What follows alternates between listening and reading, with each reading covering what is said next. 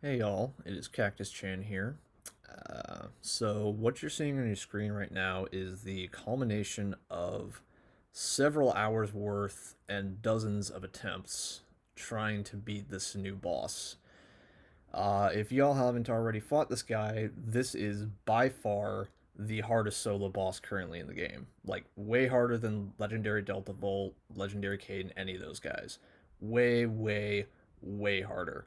So, quick rundown on this guy. Um, First of all, as you can probably see, he has 50k HP and 25k, or 50k energy and 25k HP, which makes the drain strat pretty hard because he has all that energy. He can debuff your defenses by 25% for 2 turns. He can debuff your dexterity and technology by 50% for 2 turns. He can force you to strike. He can drain your energy by about 350 at a time. He can poison you for 60 HP and energy per tick for 2 turns. Let's see. He also has 2 stuns, and on top of that, every single one of his attacks has base damage ranging from about 7 to 900. Needless to say, this guy is pretty hard to beat. Now, quick rundown of the strategy that I used. I believe it's shown at a couple points throughout this video. Unfortunately, I did not get it. I did not remember to showcase it at the end like I was intending to, but you can probably pause at a couple moments in this video and see what exactly the stats and skills are. If you are having trouble with it, I'll also post it in the Discord, or I might have a link to it in the description. I'll see what I can do.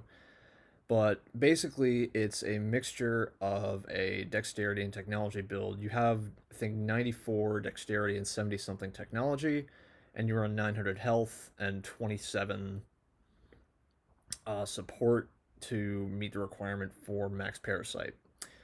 Main strategy for this build is to just drain Adjudicator as fast as you possibly can. The only reason that this works is because once he's below 100 energy, he will not use his Spirit Well, which normally for a human is usable at 0 energy. But once he is below 100, he cannot use any of his skills, and he will just use his basic strike. That is why you have so much defense for for this build, because once he's down to his basic attacks, he's only going to be dealing physical damage, so you want as much defense as you possibly can get while Roots is down. Note that this is still on the bare edge of possibility.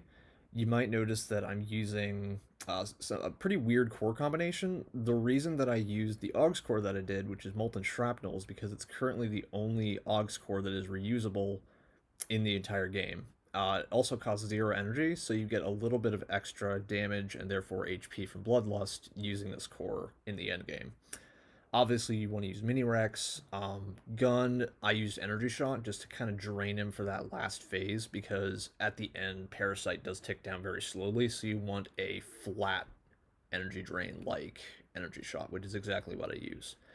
Also, I use Lifeline and Critical Heal Primary. Those are 100% the best primary cores to use. That being said, you'll notice that during the drain phase, there isn't any real set loop that you want to use. It's very much up to your judgment. The typical strategy you want to use is every time Roots is down, use Parasite. Healing is just as necessary. And as for Blood Shield, you typically want to use that before Roots goes down so that you have it up to kind of mitigate the energy damage that he will deal. Just because you have a lot of defense but not a whole lot of resistance. So you want as much as you can possibly get where Roots is down. That being said, this took a lot out of me. So, yeah, good luck to anyone who wants to try this. You can see the screen grabs that I take right there of the winning screen and the achievement. And that's just about it. See you later.